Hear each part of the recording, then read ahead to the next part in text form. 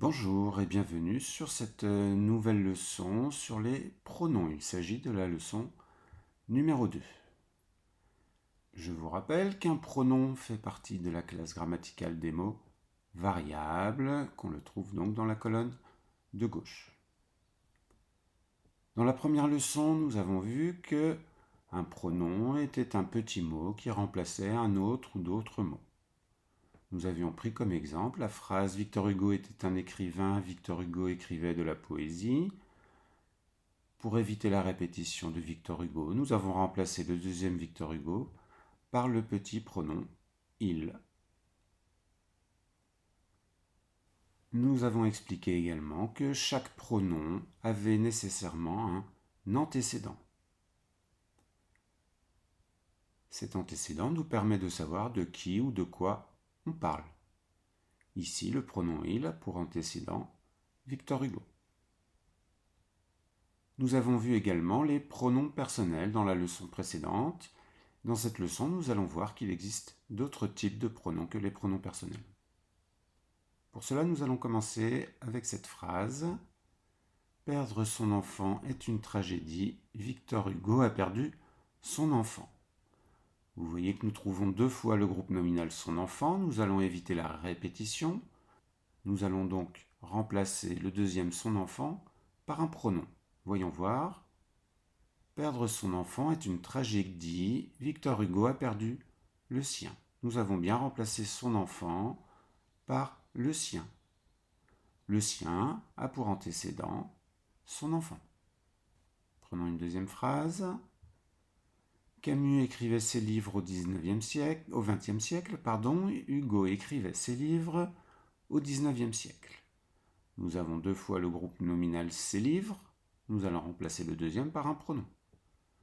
Camus écrivait ses livres au XXe siècle, Hugo écrivait les siens au XIXe siècle. Nous avons remplacé ses livres par les siens.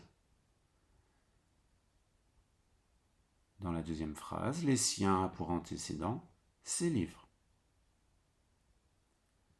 Regardez bien les groupes nominaux que nous avons remplacés. Regardez son enfant dans la première phrase. Vous voyez que le groupe nominal son enfant a pour déterminant son, et son est un déterminant possessif. Je vous renvoie à la leçon sur les déterminants si vous ne maîtrisez pas encore bien la notion. Regardons le deuxième groupe nominal, il s'agit de ses livres. Nous repérons également un déterminant possessif. Eh bien, en toute logique, le pronom par lequel nous avons remplacé les groupes nominaux qui commencent par un déterminant possessif, nous allons appeler ces pronoms des pronoms possessifs. Le sien et les siens sont des pronoms possessifs. Alors, il en existe d'autres, bien entendu. Nous pouvons trouver le mien, la mienne, le tien, la tienne, le sien, la sienne, le nôtre, le vôtre, la vôtre, le leur, etc. Continuons. Écrire de la poésie est difficile. Écrire de la poésie est un art. Ici, nous avons deux fois le groupe infinitif écrire de la poésie. Nous allons remplacer le deuxième groupe infinitif par un pronom pour éviter la répétition. Nous pouvons ainsi écrire de la poésie est difficile, c'est un art. Nous avons remplacé le groupe infinitif écrire de la poésie par le pronom C'. C' a pour antécédent écrire de la poésie. Continuons, je n'aime pas ce roman de Victor Hugo, je préfère ce roman de Victor Hugo. Nous avons deux fois le groupe nominal ce roman de Victor Hugo, nous allons remplacer le deuxième par un pronom. Je n'aime pas ce roman de Victor Hugo, je préfère celui-ci. Ce roman de Victor Hugo est remplacé par le pronom celui-ci. Celui-ci a pour antécédent ce roman de Victor Hugo. Regardons nos antécédents. Écrire de la poésie est un groupe infinitif. Ce roman de Victor Hugo, roman, est introduit par un déterminant démonstratif. Nous allons dire ici que ces apostrophes comme celui-ci sont des pronoms démonstratifs. Il existe ce, ces apostrophes, celui, celle, ce, ceci, cela, ça. Ou encore celui-ci, celui-là, ceux-là, celle-là, ceux-ci. Continuons. J'aime chaque personnage des Misérables. Chaque personnage des Misérables est intéressant. Nous avons la répétition du long groupe nominal chaque personnage des Misérables. Nous allons remplacer la deuxième occurrence par un pronom. J'aime chaque personnage des Misérables. Chacun est intéressant. Nous avons remplacé chaque personnage des Misérables par le pronom chacun. Chacun a pour antécédent chaque personnage des Misérables. J'aime certaines poésies de Victor Hugo, d'autres poésies de Victor Hugo ne me plaisent pas. À nouveau, nous avons une répétition que nous allons éviter. J'aime certaines poésies de Victor Hugo, d'autres ne me plaisent pas. Nous avons remplacé le groupe d'autres poésies de Victor Hugo par le pronom d'autres. Le pronom d'autres a pour antécédent certaines poésies de Victor Hugo. Même remarque sur les groupes. Regardez, le nom commun personnage a pour déterminant chaque, qui est un déterminant indéfini.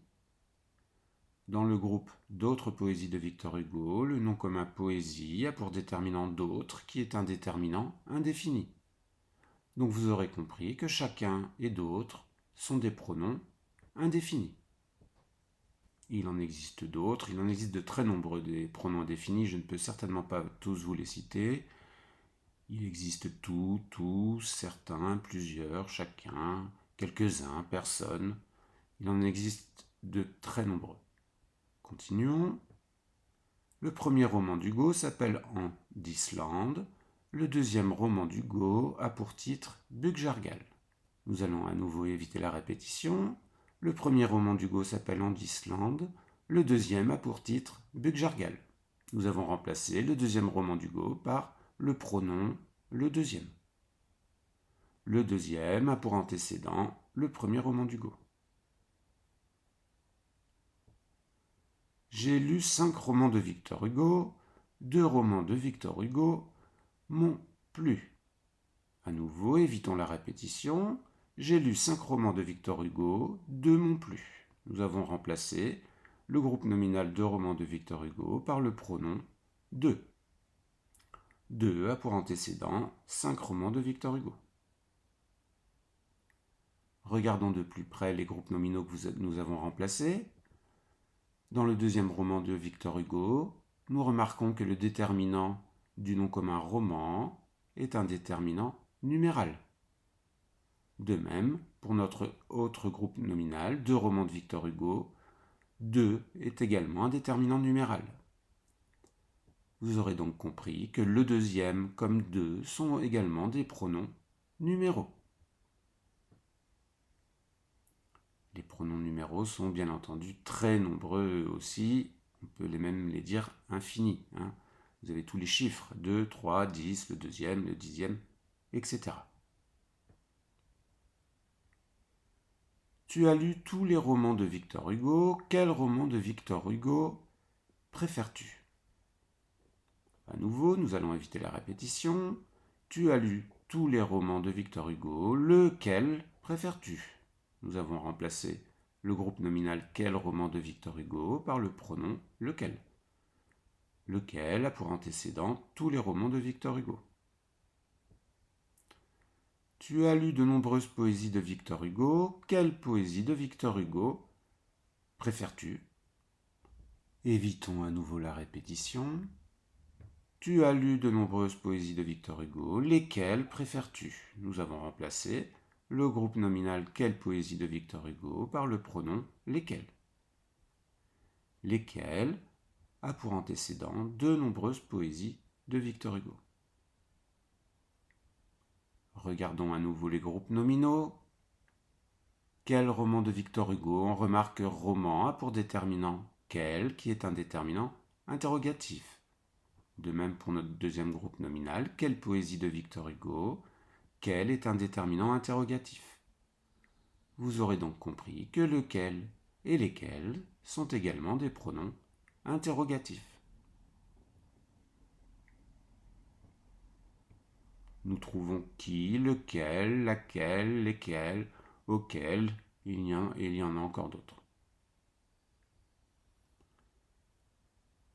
Continuons avec ces derniers exemples.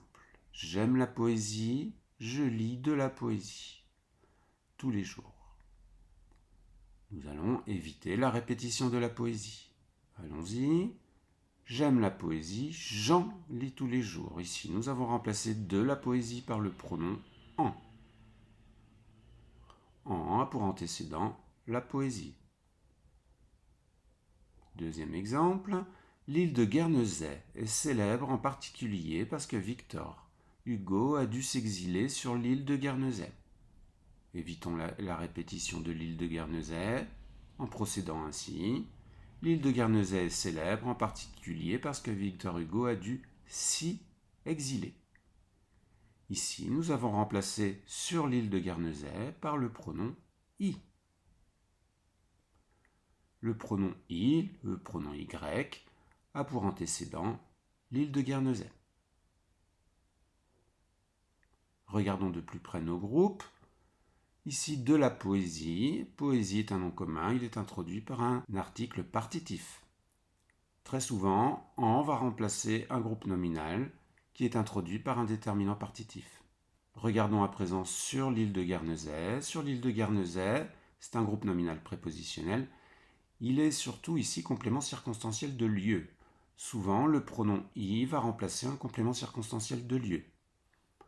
En et i sont des pronoms particuliers, puisque contrairement aux autres pronoms, ils sont invariables. Ils ne s'accordent ni en genre ni en nombre. En réalité, ils se comportent comme des adverbes. C'est pourquoi nous les appelons des pronoms adverbiaux. Notez qu'il n'existe que deux pronoms adverbiaux, i et en. Enfin, il existe une dernière famille de pronoms que nous appelons les pronoms relatifs. Ce sont qui, que, quoi, dont, où, lequel, laquelle, auquel, etc. Je ne vais pas les traiter dans cette leçon, ce sont des pronoms particuliers qui viennent introduire des propositions subordonnées relatives. C'est pourquoi, si vous voulez en savoir plus sur les pronoms relatifs, je vous renvoie vers les leçons sur les propositions subordonnées relatives. Que retenir de ces deux leçons sur les pronoms ? Vous devez retenir toutes les classes de pronoms. Nous trouvons les pronoms personnels et nous trouvons les autres pronoms, ce que nous venons de voir dans cette leçon numéro 2, les possessifs, les démonstratifs, les indéfinis, les numéros, les interrogatifs, les adverbiaux et les relatifs.